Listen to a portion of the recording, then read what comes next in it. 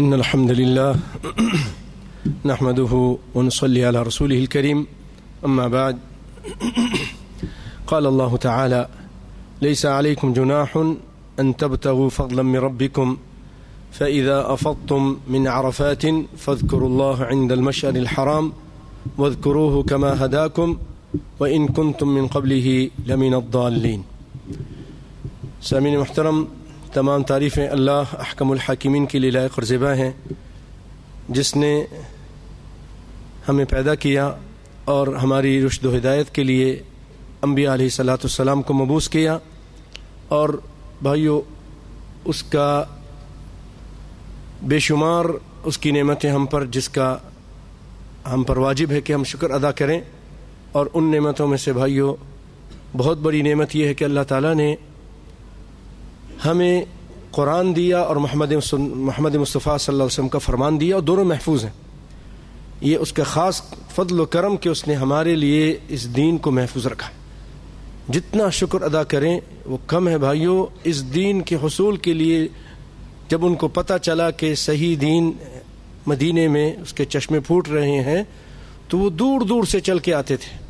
سلمان فارسی کہاں سے چل کر آئے، کتنے سالوں اس کی جستجو میں رہے، پھر جا کے ان کو یہ دین اللہ تعالیٰ نے دیا، اور بڑی تکلیفیں اٹھائیں ان لوگوں نے. اللہ رب العالمین نے ہم کو بڑی آسانی سے یہ پیارا، سچا، نکھرا ہوا، صاف ستھرا، کھاٹی، خالص دین دیا ہے، اور پھر بے شمار نعمتیں دی ہیں. محمد مصطفیٰ صلی اللہ علیہ وسلم کی امت میں پیدا کیا ہے. ایک ایک چیز ایسی ہے جس پہ ہمیں اللہ کا شکر ادا کرنا چاہیے. تو ہم اللہ کا شکر ادا کرتے ہیں اور اللہ سے دعا کرتے ہیں کہ اللہ تعالیٰ ہمیں دین پر، محمد مصطفیٰ کی لائی ہوئی شریعت پر ہم سب کو عمل کرنے کی توفیق عطا فرمائے، آمین، اور اس کو قبول فرمائے. اسی طرح اللہ سے دعا ہے کہ دین کی باتیں جو سنیں اس پہ خود بھی عمل کریں، اس کو آگے بھی پہنچائیں. بھائیو بہت سارے لوگوں کو بیچاروں کو معلوم ہی نہیں کہ حقیقت کیا ہے. ان کو ان کے ملا مولویوں نے گمراہ کیا ہوا ہے، دین کے وڈیروں نے، دین کے چودھریوں نے دین کے نام پر قبر کے پجاری بنایا ہوا ہے اور نبی کا باغی بنایا ہوا ہے. بعض کو نبی کا باغی بنایا ہوا ہے، اور شیطان ان کے لیے ان کے راستے کو مزین کر رہا ہے.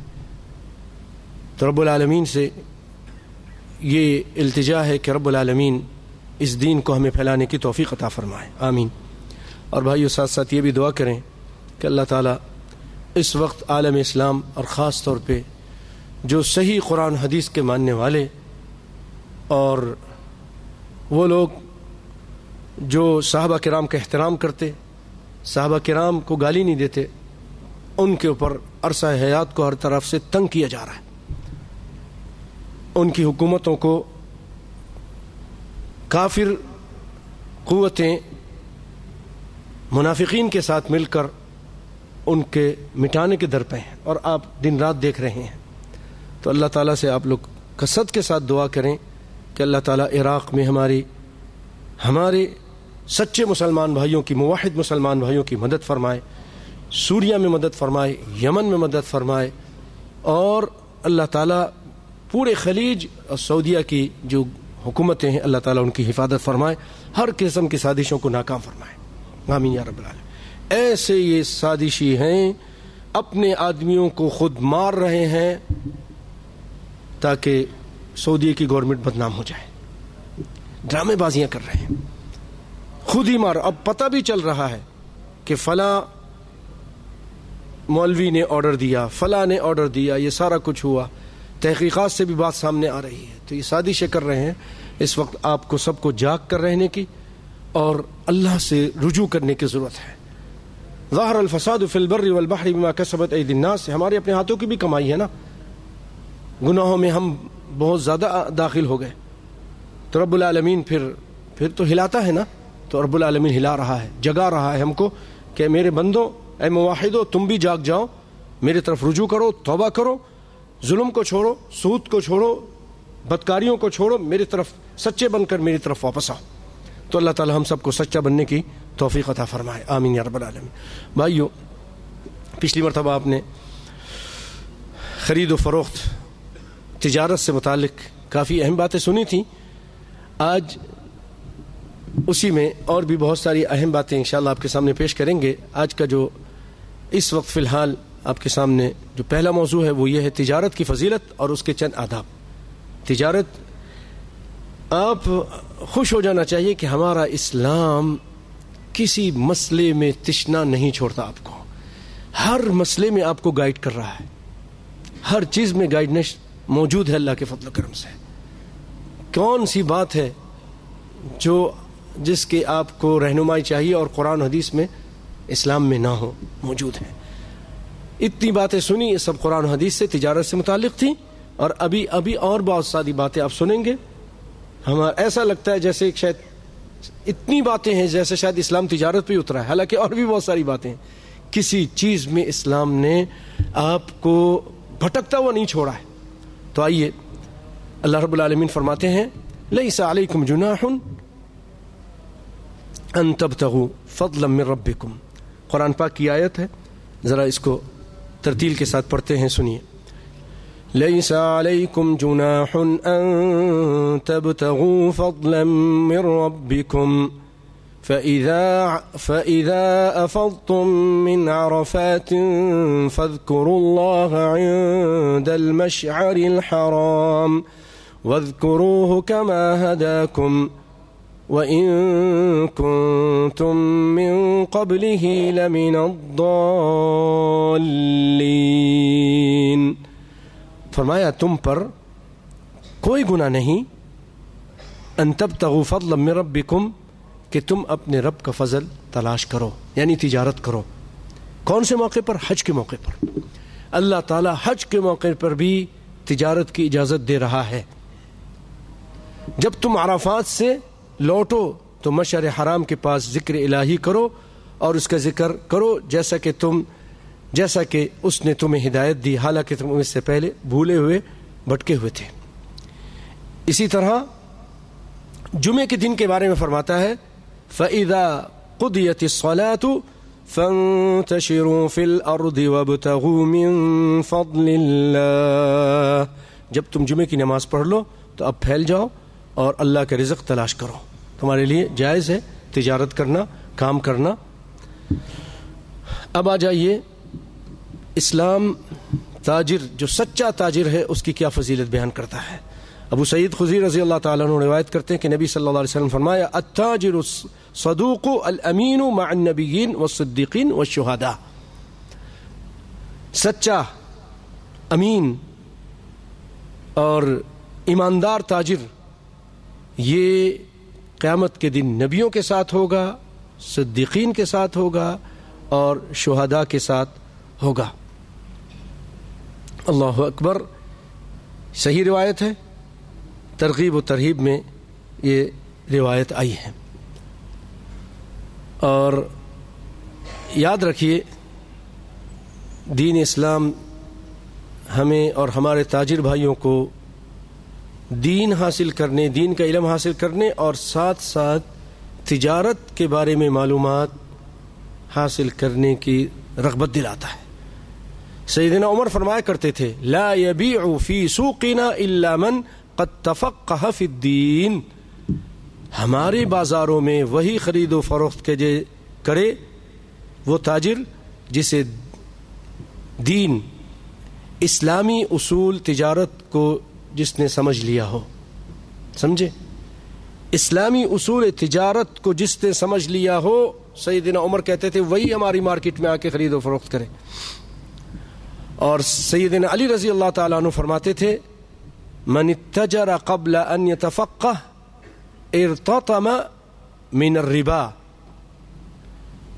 بہت سارے لوگ اس سے غافل ہیں، ان باتوں سے، اور سمجھتے ہیں تجارت کرنا بڑا آسان معاملہ ہے.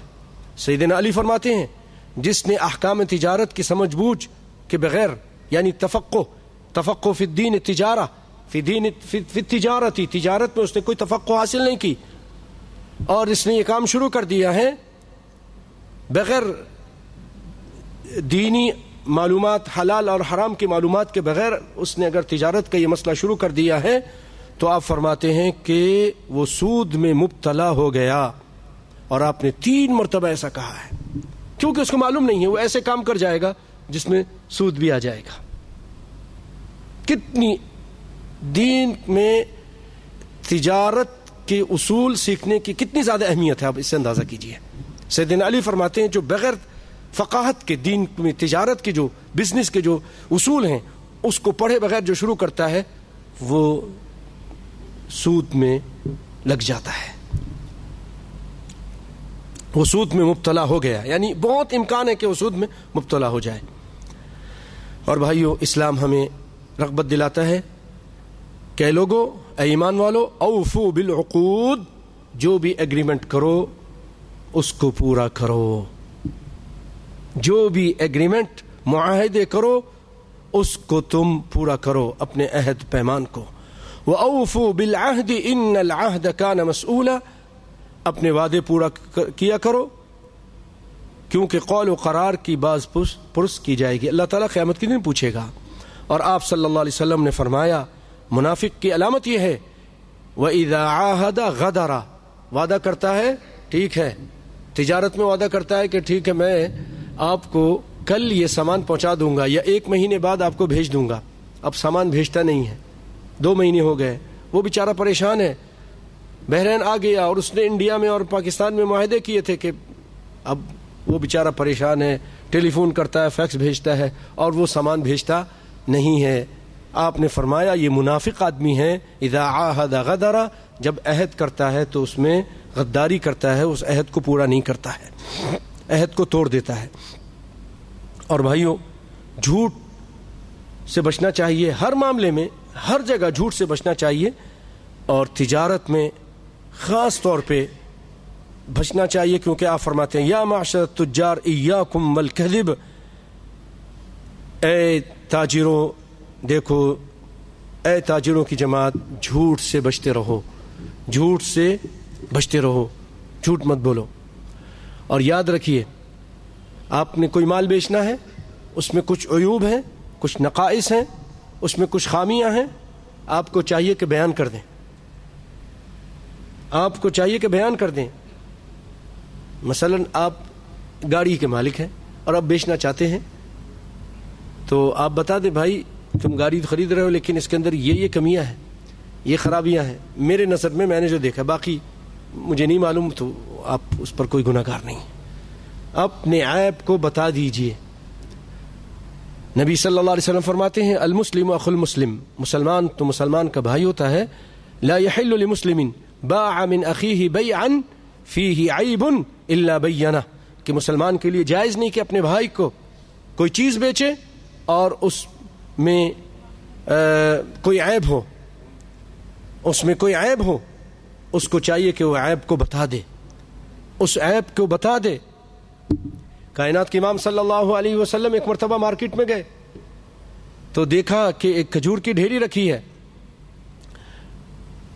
ڈھیری اوپر اچھی خشک تھی، جب آپ اس کے پاس سے گزرے تو آپ نے جب اس کے اندر ہاتھ ڈالا تو گیلا، وہ ڈھیری گیلی تھی، کھجوریں گیلی تھیں۔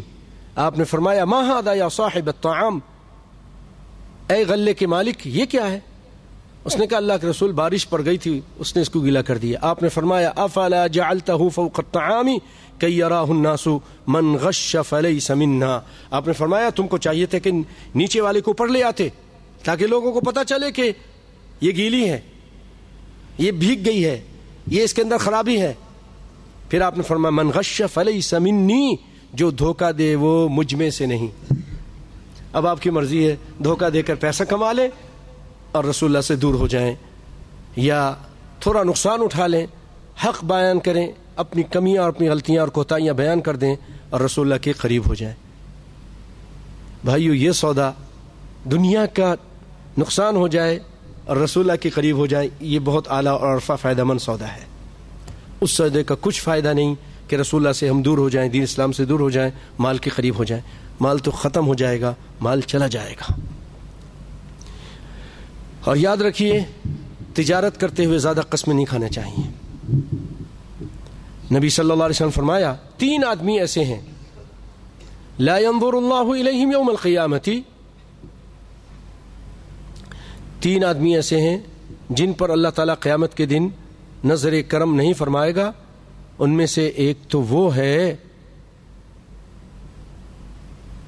اشیمط زان، اور ایک روایت میں شیخ زان، بوڑھا ہو چکا ہے لیکن زنا کرنے کی گندی عادت پڑی ہے.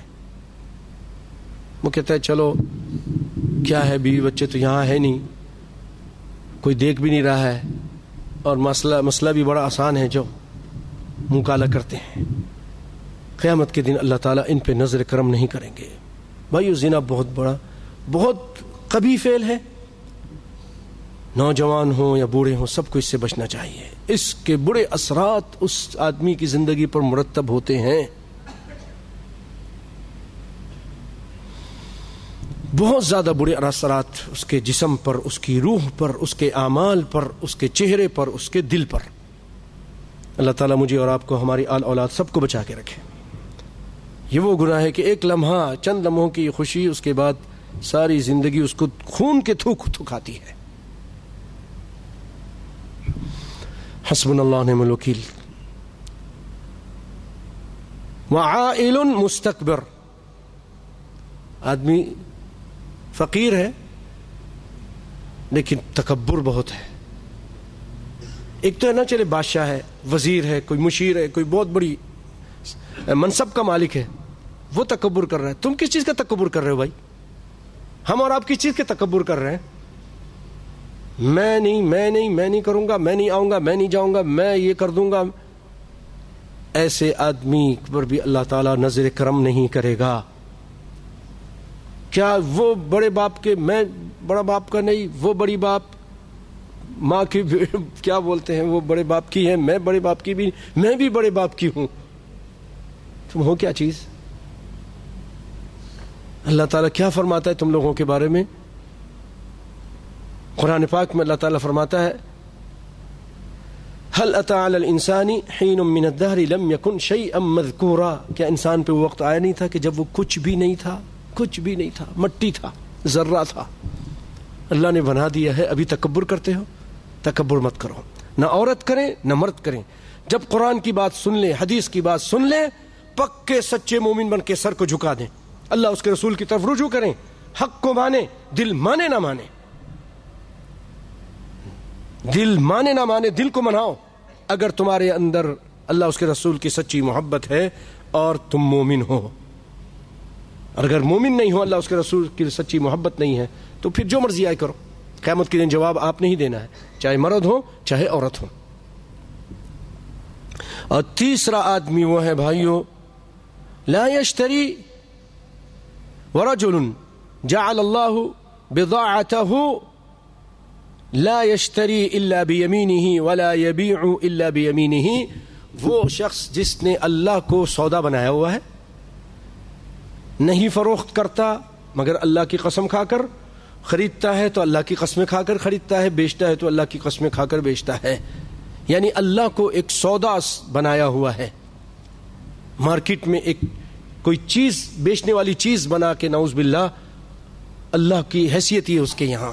ایسے آدمی سے بھی اللہ تعالیٰ قیامت کے دن کلام نہیں کرے گا.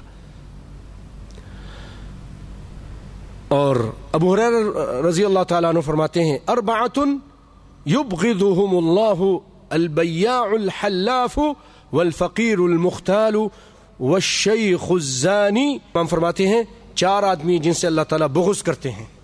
4 آدمی ایسے ہیں جن سے اللہ تعالیٰ بغض کرتے ہیں. ایک تو وہ نفرت کرتے ہیں، ایک وہ جو بہت قسمیں کھا کر خرید و فروخت کرنے والا، دوسرا متکبر فقیر، اور تیسرا بوڑھا ہو چکا ہے لیکن بد کردار ہے اور بدکار ہے، اور چوتھا ظالم حکمران، ظالم حاکم. ان سے اللہ نفرت کرتے ہیں. اور آپ صلی اللہ علیہ وسلم فرمایا ایاکم وکثرت الحلف فی البیع فإنہ ينفق ثم يمحق. آپ نے فرمایا تجارت میں بہت زیادہ قسمیں کھانے سے بچو، کیونکہ یہ سودا تو بکوا دیتی ہے لیکن برکت کو مٹا دیتی ہے. سودا قسمیں کھانے سے بیچارہ دھوکے میں آ کے خرید لے گا، لیکن تمہاری جو برکت اللہ کی طرف سے ہے وہ ختم ہو جائے گی، برکت نہیں ہوگی. پیسہ بہت ہوگا، کا فائدہ کچھ نہیں ہوگا. اچانک ہی کہیں سے کہیں نکل جائے گا, ایکسیڈنٹ میں چلا جائے گا, بیماریوں میں چلا جائے گا, لوٹ مار میں نکل جائے گا, کہیں نہ کہیں ختم ہو جائے گا. بچوں کو کھلا پلا دو گی تو بچے بھی نافرمان بن جائیں گے. اللہ تعالیٰ مجھے اور آپ کو ہدایت عطا فرمائے, صحیح سمجھ عطا فرمائے اور ہم سب کی اصلاح فرمائے. آمین یا رب العالمین. بھائیو, آپ نے اتنی باتیں سنی تجارت سے متعلق ہیں, اور بھی سنیے. بازار میں شور و غل کرنے سے اسلام نے منع کیا ہے, بچنا چاہیے. بڑی پیاری روایت ہے. عبداللہ بن عمرو بن عاص رضی اللہ تعالیٰ عنہ, عطا بن یسار نے کہا کہ میں عبداللہ بن عمرو بن عاص سے ملا اور عرض کیا کہ رسول اللہ کی جو صفات تورات میں آئی ہے ان کے متعلق مجھے کچھ بتائیے. عبداللہ بن عمرو بن عاص سے ان سے پوچھا. انہوں نے کہا اچھا میں بتاتا ہوں. ان کو علم تھا, تورات کے بارے میں علم تھا. کہنے لگے میں ابھی بتاتا ہوں. تو بھائیو میں صرف ترجمہ کرتا ہوں کہ ٹائم کی قلت کے پیش نظر یہ لمبی روایت ہے. اور پھر آپ نے فرمایا ہاں اللہ کی قسم آپ صلی اللہ علیہ وسلم کی تورات میں بالکل بعض وہی صفات آئی ہیں جو قرآن شریف میں مذکور ہیں, جیسے کہ اے نبی ہم نے تمہیں گواہ, خوشخبری دینے والا, ڈرانے والا اور ان پڑھ قوم کی حفاظت کرنے والا بنا کر بھیجا ہے. بشیرن و نذیرن اللہ نے کہا کہ نہیں کہا. اور امی بھی کہا, یہ تورات میں موجود ہے. امی ان پڑھ. تم میرے بندے اور میرے رسول ہو, تورات میں ہے تم میرے بندے ہو اور میرے رسول ہو. اللہ اکبر. میں نے تمہارا نام متوکل رکھا ہے. تم نہ بدخو ہو یعنی بد زبانی کرنے والے, نہ سخت دل ہو, نہ بازار میں شور و غل مچانے والے. نبی صلی اللہ علیہ وسلم کی ایک صفات یہ کہ بازار میں شور نہیں کرتے, غل نہیں مچاتے. تو ہم ان کے ماننے والے, ہمیں بھی لقد کان لکم فی رسول اللہ اسوۃ حسنہ تمہارے لیے بہترین نمونہ ہے, اس کو سامنے رکھتے ہوئے ہمیں بھی شور و غل سے بازار میں بچنا چاہیے. ہر جگہ, گھر ہو, بازار ہو, مسجد ہو, کہیں بھی یہ چیز اچھی نہیں ہوتی. اور بھائیو اسلام ہمیں ناپ تول میں کمی کرنے سے بھی منع کرتا ہے. اور قرآن پاک میں اللہ فرماتے ہیں بسم اللہ الرحمن الرحیم ویل للمطففین الذین اذا اکتالوا علی الناس یستوفون وَإِذَا كَالُوهُمْ أَوْ وَزَنُوهُمْ يُخْسِرُونَ أَلَا يَظُنُّ أُولَئِكَ أَنَّهُمْ مَبْعُوثُونَ لِيَوْمٍ عَظِيمٍ يَوْمَ يَقُومُ النَّاسُ لِرَبِّ الْعَالَمِينَ. ویل ہو, ہلاکت ہو ان لوگوں کے لیے جو ماپ تول میں کمی کرتے ہیں. ماپ تول میں کمی کرنے والوں کے لیے ہلاکت ہے. اور گندی صفت کیا ہے؟ الذین اذا اکتالوا علی الناس یستوفون. جب لوگوں سے مال لیتے ہیں, ماپ لیتے ہیں تو پورا پورا لیتے ہیں, پورا, بلکہ زیادہ مانگتے ہیں, ہے نا. اور جب انہیں ماپ یا تول کر دیتے ہیں تو کم دیتے ہیں, کم دیتے ہیں. کیا انہیں اپنے مرنے کے بعد جی اٹھنے کا خیال نہیں, یقین نہیں اس عظیم دن کے لیے جس دن سب لوگ رب العالمین کے سامنے کھڑے ہوں گے؟ اللہ اکبر. کس طرح اسلام ہمیں گائیڈ کر رہا ہے, بتا رہا ہے کسی کو نقصان مت پہنچاؤ, نہ نقصان اٹھاؤ نہ نقصان پہنچاؤ. سیدنا ابن عباس رضی اللہ تعالیٰ عنہ سے روایت ہے آپ صلی اللہ علیہ وسلم کے بارے میں کہ لما قدم النبی صلی اللہ علیہ وسلم المدینہ كانوا من اخبث الناس کیلا. کائنات کے امام جب مدینہ تشریف لایا تو مدینہ والے جو لوگ تھے نا, پہلے تعلیم نہیں تھی, تربیت نہیں تھی, کافر تھے, بتوں کو پوچھتے تھے, ظلم زیادتی کرتے تھے. تو ان کے بارے میں فرماتے ہیں کان اخبث الناس کیلا, بڑے خبیث لوگ تھے, انتہائی خبیث تھے ماپ کے بارے میں, تول کے بارے میں. گندی عادت ان کے اندر یہ تھی, ماپ میں تول میں کمی کرتے تھے, یہ ان کے اندر عادت تھی. تو اللہ تعالیٰ نے یہ آیت نازل فرما دی کہ ماپ تول میں کمی کرنے والوں کے لیے ہلاکت ہے. تو انہوں نے پھر اس کے بعد اپنا معاملہ صحیح کر لیا، اچھا کر لیا. اور یاد رکھیے سیدنا ابن عباس رضی اللہ تعالیٰ عنہ فرماتے تھے ما ظہر الغلول فی قوم الا لقی اللہ فی قلوبہم الا القى اللہ فی قلوبہم الرعب. جو قوم بھی ماپ میں کمی کرتی ہے ناپ تول میں تو اللہ تعالیٰ ان کے دلوں میں رعب ڈال دیتا ہے. اور جس قوم میں سنیے ولا فش الزنا فی قوم الا کثر فیہم الموت، جس قوم کے اندر زنا پھیل جاتا ہے وہاں کثرت سے موتیں ہوتی ہیں. حسبنا اللہ ونعم الوکیل. اب دیکھیے نا اپنے ارد گرد جب اللہ کے لوگ باغی بنے، قرآن کے باغی ہوئے، نبی کا مذاق کرتے، نبی کے دین کا مذاق کرتے اور فحاشی اور بدکاری میں لگ گئے، اللہ تعالیٰ نے اس سخت طریقے سے پکڑا ہے کہ کئی ہزار آدمی مر رہے ہیں، سالوں میں مر رہے ہیں. مجھے بتانے والوں نے بتایا عراق کا یہ حال تھا کہ مذاق میں باتیں کرتے کرتے اللہ کو گالی دیتے تھے سنی ہونے کے باوجود. کتنے لوگ مر رہے ہیں، کتنے دن رات مر رہے ہیں سوریا کے اندر. ہماری اپنی بھی کوتاہیاں ہیں، غلطیاں ہیں. فلمیں دیکھ دیکھ کر ہم بھی کہتے ہیں ہم بھی اس کی طرح ہیرو ہو گئے ہیں اور ہیروئن بن گئے ہیں.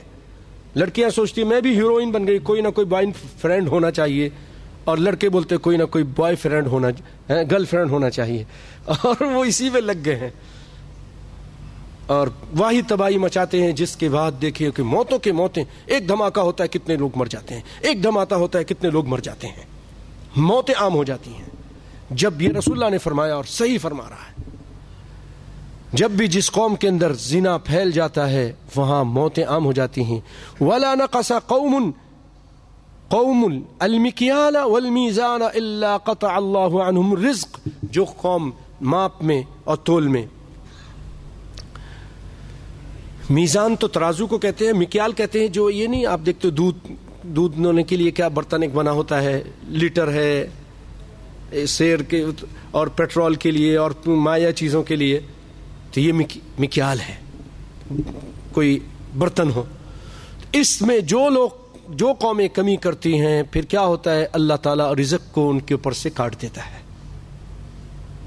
تم اللہ کو راضی کر کے اس کے فرما برداری کر کے رزق طلب کرو. اللہ کیوں فرماتا ہے وَرِزْقُكُمْ فِي السَّمَاءِ، تمہارا رزق آسمان میں ہے.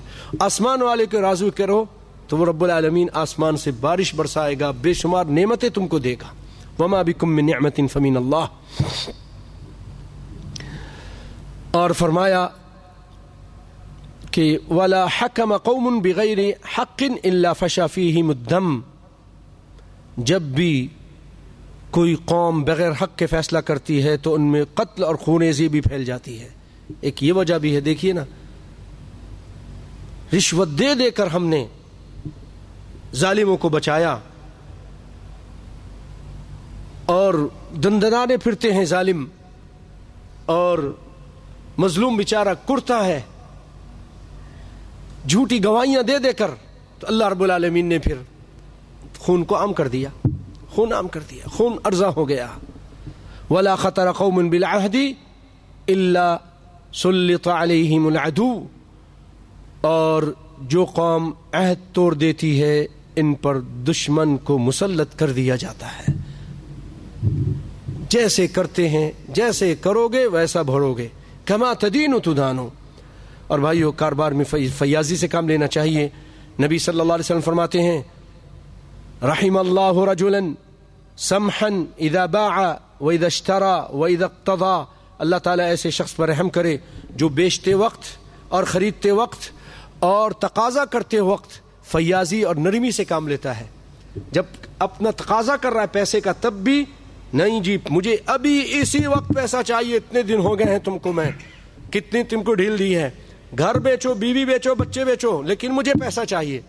بعض لوگ ایسا ہوتے ہیں کچھ بھی کرو، نکالو اپنا سامان، دھکے دے کے نکالتے ہیں، گھر پہ بیٹھ جاتے ہیں، پیسہ لے کر آؤ. رحم نہیں رہتا دل میں. آپ صلی اللہ علیہ وسلم فرماتے نہیں دیکھو کہ اللہ تعالیٰ اس شخص پہ رحم کرے جو خرید و فروخت کرتے وقت بھی اور اور تقاضا مال کا تقاضا کر رہا ہے تو نرمی سے اور فیاضی سے کام لیتا ہے. اچھا بھائی نہیں ہے کوئی بات نہیں. یاد رکھیے اگر کسی کو قرض دیا ہے یہ آدھا صدقہ ہے.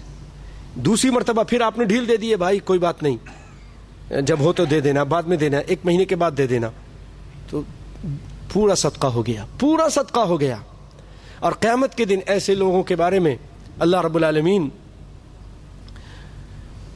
کیا ان کے بارے میں فیصلہ کریں گے. ایک حدیث میں آیا ہے بنی اسرائیل میں ایک شخص تھا, اس کو قیامت کے دن جب بلائیں گے تو اس کی کوئی خاص نیکیاں نہیں تھیں, لیکن وہ کیا کرتا تھا کہ اس نے اپنے عاملوں سے, اپنے اکاؤنٹس کے لوگوں سے کہا ہوا تھا کہ لوگوں کے ساتھ نرمی کرنا, لینے دینے میں بڑے اچھے معاملات کرنا, درگزر کرنا.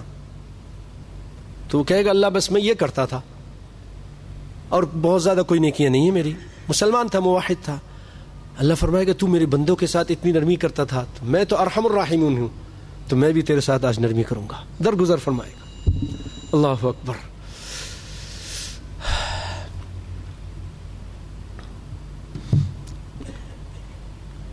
جیسے کہ ترمذی میں وہی روایت ہے, غفر اللہ لرجل, اللہ نے معاف کر دے اس آدمی کو, کانا قبلکم, تم سے پہلے تھا, کانا سہلا اذا باع سہلا اذا اشترى سہلا اذا اقتضى,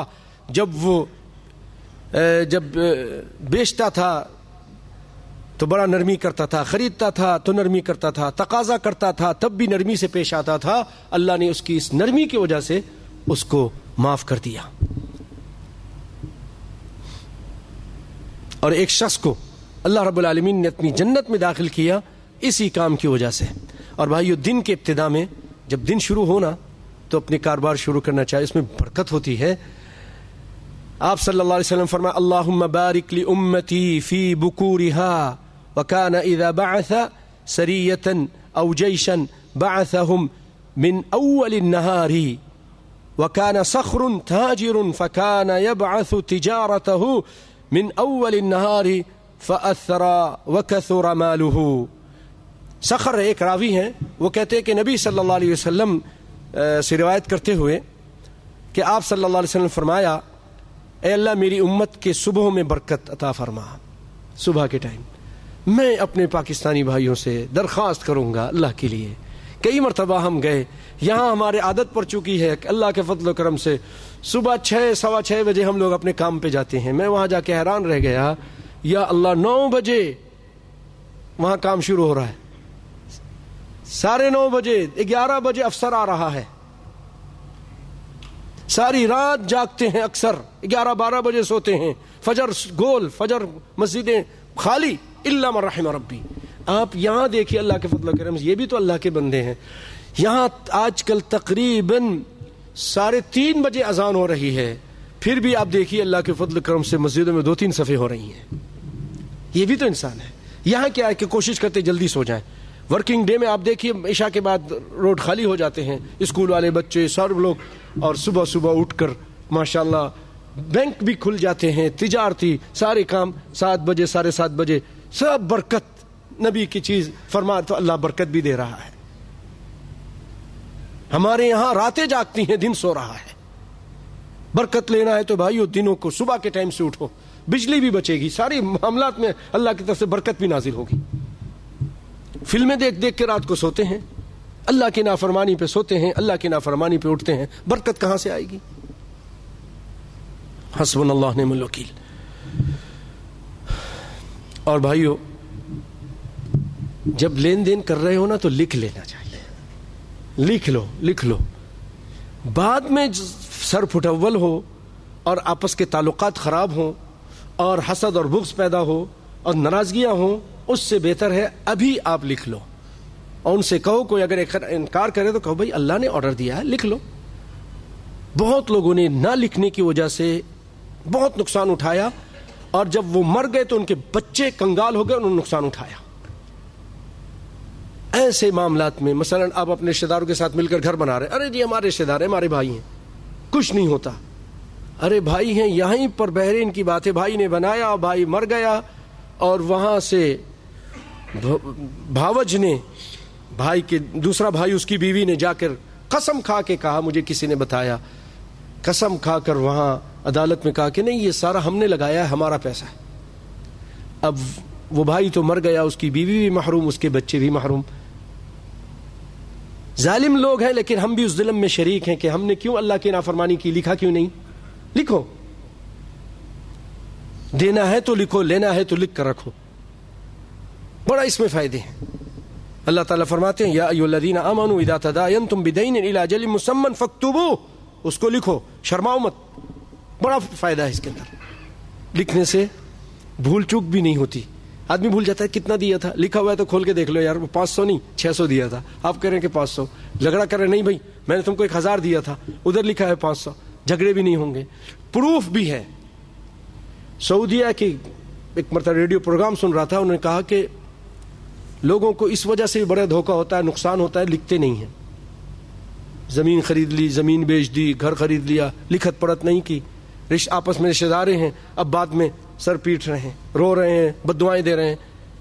آپ ابھی سے لکھ دو نا، لکھ کے رکھ لو، سائن لے لو، 1-2 گواہ بنا لو، نہیں تو کم از کم اسی آدمی کے سائن لے لو، جی میں نے یہ زمین فلاں میں آپ کو اتنے میں بیچ دی ہے. اللہ کے فضل کسی کی زندگی موت کا کچھ پتہ نہیں ہے. قرض کے معاملات میں لکھ لینا، اللہ خود کہہ رہا ہے کہ جب بھی تم ایسے معاملات کرو تو اس کو لکھ لو. پوری آیت ہے، آپ اگر چاہیں تو اس کو سورہ بقرہ میں آپ اس آیت کو دیکھ لیں، بڑی اہم آیت ہے یہ. اور بھائیو، بعض لوگوں کو اللہ تعالیٰ جتنا مال دیتے ہیں تو اچھے لوگ کیا ہوتے ہیں کہ اتنا ہی اللہ کے راستے میں خرچ کرتے ہیں. ذرا توجہ سے سنیے گا. جتنا دیتے ہیں اتنا ہی اور اللہ کے راستے میں خرچ کرتے ہیں، اور بعض لوگوں کو جتنا اللہ دیتے ہیں اتنا ہی بخیل بن جاتے ہیں. ایسا نہیں ہونا چاہیے.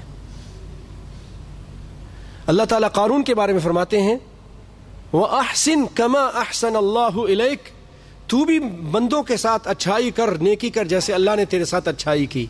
اللہ نے اگر آپ کو دیا، آپ کی تجارت ہے، آپ کے کارخانے ہیں، آپ کے اور چیزیں چل رہے ہیں، تو آپ کے غریب بھائی، فقیر اور یتیم اور بیوہ ہیں، ان کے ساتھ اچھائی کریں جیسے اللہ نے آپ کے ساتھ اچھائی کی ہے. یہ نہ کہیں کہ یہ صرف میرا ہی حق ہے، اس میں غریبوں کا بھی حق ہے، دیجئے.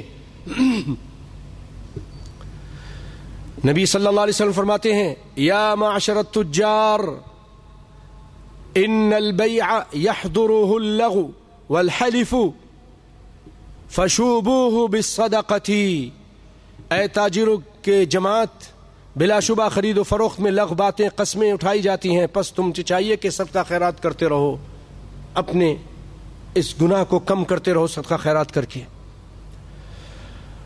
اور اگر کوئی شخص، آپ تجارت کرتے ہیں، آپ کو تجربہ ہے، ایک دوسرا بھائی آتا ہے، یار ذرا مجھے بھی کوئی مشورہ دے دو، میں بھی کچھ پیسہ لگانا چاہتا ہوں. آپ کہتے ہیں یار مارکیٹ میں یہ بھی آ جائے گا تو یہ تو پھر میری کاٹ کرے گا. آپ اس کو الٹا مشورہ دیتے ہو. وہ 1 لاکھ لگا کے 2 لاکھ کا نقصان اٹھا لیتا ہے. ایسا مت کرو. آپ صلی اللہ علیہ وسلم فرماتے ہیں جب تم سے کوئی مشورہ مانگے تو اچھا مشورہ دو. آپ نے فرمایا اذا استنصحک فانصحہ، جب تم سے کوئی خیر خواہی طلب کرے تو پھر اس کی خیر خواہی کرو، خیر خواہی کرو، اس کو الٹا مشورہ مت دو. اور اب آ جائیے، تھوڑی بہت اللہ نے چاہا تو کوشش کروں گا. خرید و فروخت کے کچھ احکام ہیں، کچھ حکمیں ہیں، وہ میں آپ کے سامنے بیان کرنے کی کوشش کرتا ہوں. اس سے پہلے کہ میں اس طرف آؤں، پیارے بھائیو، سب کے لیے صدقہ خیرات میں جو برکت ہے اور خوشی ہے اور خوشخبری ہے وہ سناتا ہوں. سیدنا عثمان رضی اللہ تعالیٰ عنہ، بہت اللہ نے ان کو مالا مال کیا، بڑا نوازا. وہ اللہ کے راستے میں بہت خرچ کرتے تھے. کائنات کے امام نے فرمایا کہ مسجد خریدنی ہے، خرید کے وقف کر دی. کنواں خریدنا ہے، بیر روما خرید کر کہا اللہ کے رسول وقف ہے. مسلمانوں سے کہ پانی فری میں پئیں. یہودی بیچتا تھا. جیش العسرا کی جب روم کی سپر پاور سے اس وقت ٹکرانے کی جب بات آئی تو آپ نے چندہ کیا تو کئی ہزار درہم دینار لا کے سونے کے آپ کے گود میں ڈال دیے. آپ ہر مرتبہ وہ سونے کی چاندی سونے کے دینار کو ایسے ایسے الٹتے پلٹتے تھے. 4.25 گرام کا وہ دینار ہوتا تھا سونے کا. کتنا مہنگا سمجھے, ایک دینار کوئی 65 یا اس طرح کی کوئی آج کے دینار کی قیمت ہے اس کی. 1000 لا کے پھر 1000 پھر 1000, اور آپ بار بار فرماتے تھے وجبت وجبت وجبت, عثمان پر جنت واجب ہو گئی ہے. اللہ تعالیٰ نے اس قدر برکت دی تھی کہ کئی ہزار ان کے اکاؤنٹ کا کام کرنے والے لوگ تھے. 4000 کے بارے میں نے تو پڑھا, لیکن کوئی اور بتا رہے تھے اس سے بھی زیادہ تھے. اکاؤنٹ کا کام کرنے والے لوگ ان کے, صرف اکاؤنٹ کا سنبھالنے والے رجسٹر 4000 آدمی تھے. تو عمال ہوں گے اور دوسرے لوگ ہوں گے, وہ کتنے ہوں گے آپ خود سوچئے. کتنی اللہ نے برکت دی تھی. صدقہ خیرات کرنے سے آپ نے فرمایا کہ مال میں کمی نہیں ہوتی. بعض لوگوں نے کیا عادت بنائی ہوئی, آج کے تاجر اور امیر لوگوں نے بڑے اللہ کے ساتھ بھی چال بازی کرنا چاہتے ہیں. حالانکہ حدیث میں آ گیا کہ صدقے کے علاوہ, زکوٰۃ کے علاوہ بھی غریبوں کا حق ہے. وہ کہتے ہیں حضرت یہ مسجد بنانے کے لیے آدمی آیا ہے تو یہ میری زکوٰۃ کا پیسہ میں اس کو دے دوں لگ جائے گا. ارے بھائی زکوٰۃ نہیں لگتی ادھر, اپنی جیب سے دے دو نا. وہ نہیں دیتا, کہتے نہیں, زکوٰۃ نکال کے رکھی ہوئی ہے اسی سے. میں نے اپنی بہن بیمار ہے اور غریب ہے اس کو دے دوں, تمہاری بہن پہ کیوں لگے گا, اپنی جیب سے دو نا. نہیں دیتا, سانپ بن کے بیٹھا ہے, خرچ نہیں کرنا چاہتا.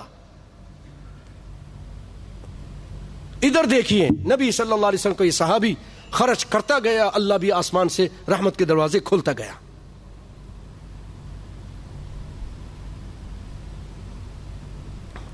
ایک شخص تھا موسیٰ علیہ السلام کے زمانے میں,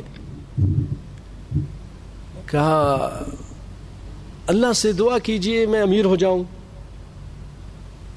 انہوں نے دعا کی اور کہا اللہ تعالیٰ نے تو مجھے بتایا ہے کہ تم ابھی امیر نہیں ہوگے, تم آخری عمر میں جا کے امیر ہو جاؤ گے, غنی ہو جاؤ گے.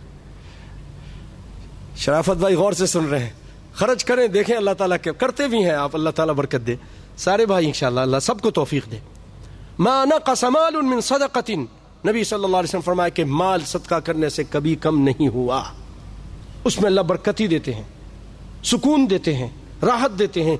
آپ سوئے ہوتے ہیں, غریب لوگ ہاتھ اٹھا کر آپ کے لیے تہجد میں دعائیں کرتے ہیں, اللہ فلاں آدمی نے ہمارے یہ مشکل میں ہمارے کام کیے, یہ پیسہ دیا, اللہ تو اس کی عمر دراز کر, اس کے کاروبار میں برکت دے. تم سوئے ہوتے ہیں, اللہ کے بندے تمہارے لیے دعائیں کر رہے ہوتے ہیں. یہ نہیں چاہتے؟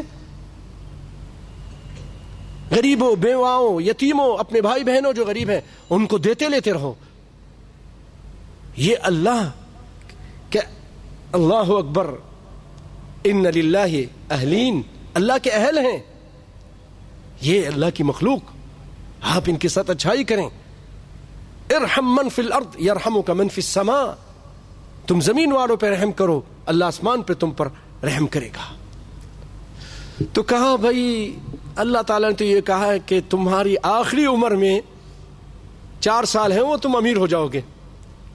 اس نے کہا اللہ سے کہیے کہ درخواست کیجئے, دعا کیجئے کہ اللہ ابھی 4 سال مجھے امیر کر دے, پھر غریب ہو جاؤں گا, کوئی مشکل نہیں.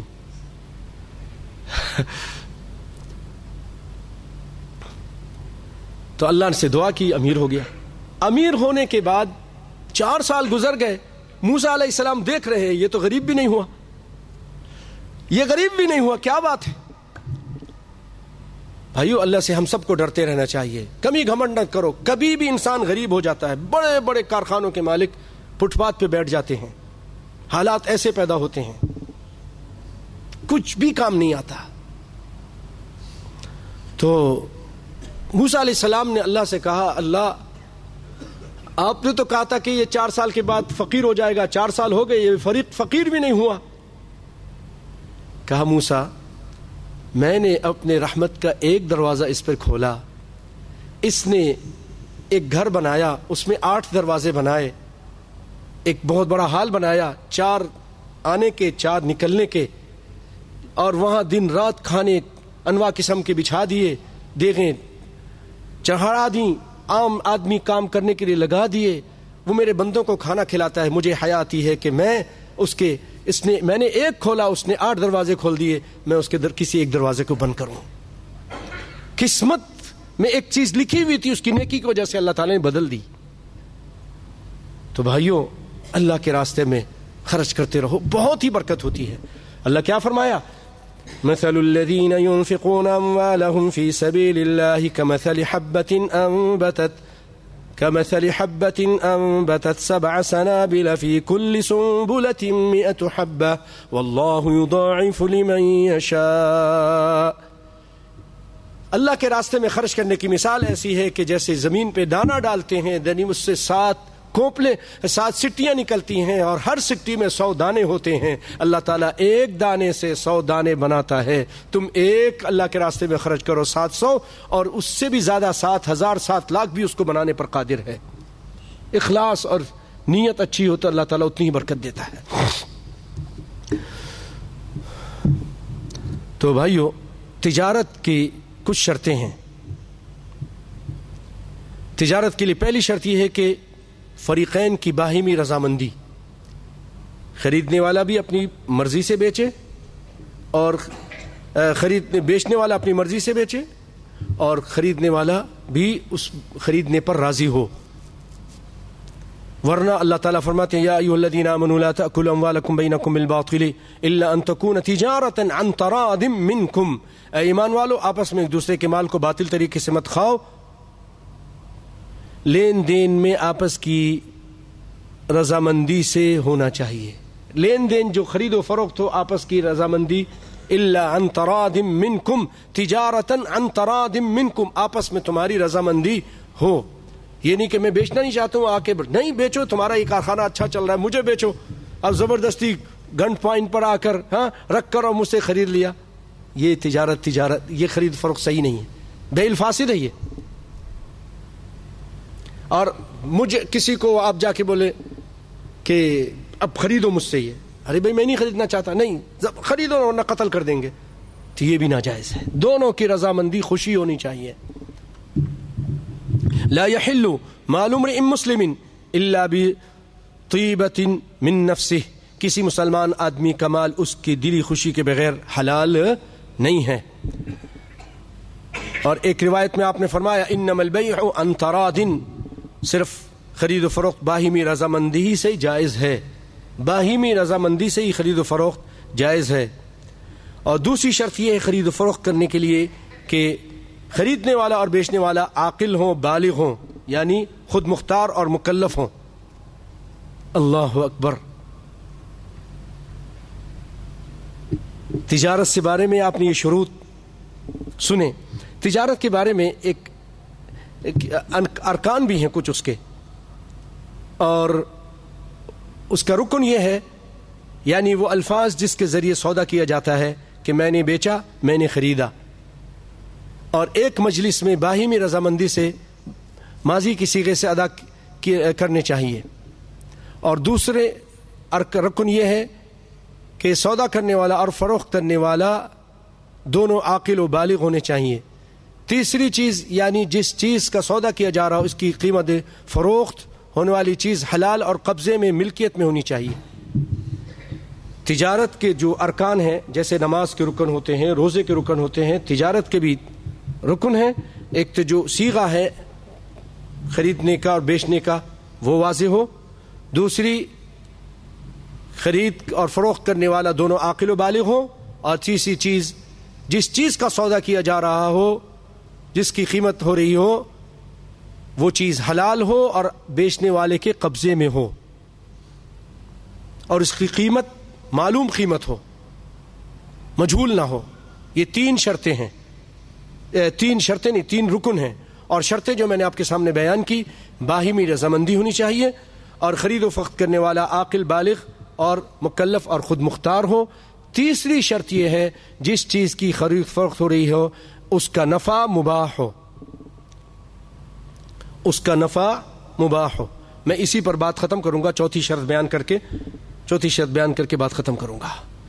یعنی جو چیز فروخت کر رہے ہیں اس کا نفع جو ہے نا وہ حلال ہو، یعنی ان اشیاء میں سے وہ چیز نہ ہو جس کا نفع حاصل کرنا شریعت میں منع ہو، جیسے کہ گانے بجانے کی چیزیں، آپ اس کو بیچتے ہیں تو اس کا نفع بھی حرام ہے، مردار بیچتے ہیں اس کی کمائی بھی حرام ہے، شراب بیچتے ہیں وغیرہ وغیرہ، سمجھ رہے نا؟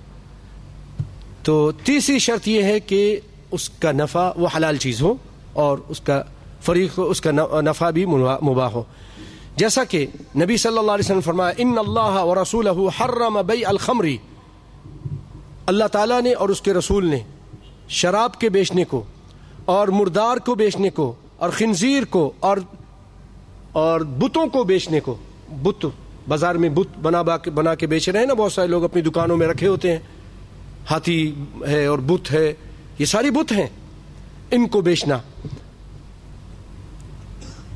تو یہ چیزیں حرام ہیں، اس کا منافع بھی، اس کا جو پروفٹ ہے وہ بھی حرام ہے۔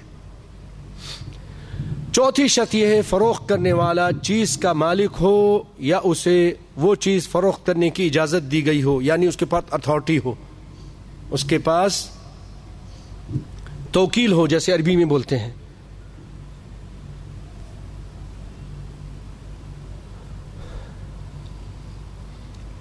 اور پانچویں شرط یہ ہے کہ قابل فروخت چیز اور قیمت بائع اور مشتری کو معلوم ہو، مجہول نہ ہو، کیونکہ اگر ان میں سے کوئی چیز معلوم نہیں ہوگی تو دھوکے کا امکان ہے، اور دھوکے کی بیع نبی صلی اللہ علیہ وسلم نے منع فرمایا ہے، چنانچہ ایک روایت میں یہ الفاظ ہیں ان النبی صلی اللہ علیہ وسلم نہا عن بیع الغراری، آپ نے دھوکے کی بیع سے منع کیا ہے، جو چیز بیچ رہے ہیں اس کی قیمت آپ بتا دیں یہ اس نے کی ہے، اب آپ بیچنے کے بعد کہتے ہیں نہیں یہ تو ایسی الٹی بات کی، گول مول بات کی، وہ سمجھا 10,000 کی بات میں کہہ رہے نہیں یہ تو 10 لاکھ کی ہے، اب وہ پریشان ہو گیا، تو اس کی قیمت جو بیچ رہے ہیں، جو خرید رہا اس کو بھی معلوم ہو، بیچنے والا بھی واضح طور پہ یہ بات بتا دے۔ یہ چند باتیں تھیں انشاءاللہ العزیز، اس کے بعد سود کے مسائل وغیرہ انشاءاللہ وہ آپ سنیں گے، اور مجھے امید ہے کہ اب یہ بیان جو ہے اللہ نے چاہا تو تجارت کا رمضان کے بعد ہوگا، آئندہ جو بیان ہوگا اللہ نے چاہا رمضان کے فضائل و مسائل، 2 جمعے ہیں تو ہم کوشش کریں گے ان دونوں جمعے میں رمضان کے فضائل و مسائل انشاءاللہ العزیز ہوں گے، تو آپ لوگ اس میں تشریف لائیے۔ اور بیع کا اور یہ جو خرید و فروخت کے جو مسئلے بڑے بڑے اہم مسئلے ہیں، آئندہ جا کے آپ سنیں گے بہت ساری ایسی چیزیں ہیں، پرائز بانڈ کے بارے میں، ڈیبٹ کارڈ کے بارے میں، اور بھی بہت سارے جو کارڈ وغیرہ ہیں، اور بہت سارے ہمارے نئے جدید قسم کے جو تجارتی لین دین ہیں جس کے بہت سارے لوگوں کو اس کے بارے میں معلومات نہیں ہے، اللہ نے چاہا تو آپ سنیں گے۔ دین کے بارے میں معلومات کرنا آپ کو بہت ضروری ہے، اللہ تعالیٰ، کیونکہ بھائیو جب روٹی حلال کی ہوگی تو عبادت بھی قبول ہوگی، جب آپ کو معلوم ہی نہیں ہوگا اور حلال حرام کام کر رہے ہوں گے تو پھر روٹی بھی حرام ہو جائے گی، اور پھر عبادت بھی اللہ کے یہاں قبول نہیں ہوتی ہے جب انسان کی روٹی حرام کی ہو۔ اللہ تعالیٰ ہماری روزی بھی حلال فرما دے، اور حرام سے رب العالمین ہم سب کو بچا کے رکھے، اور دین دنیا کی بھلائی نصیب فرمائے۔ وآخر دعوانا ان الحمد للہ رب العالمین۔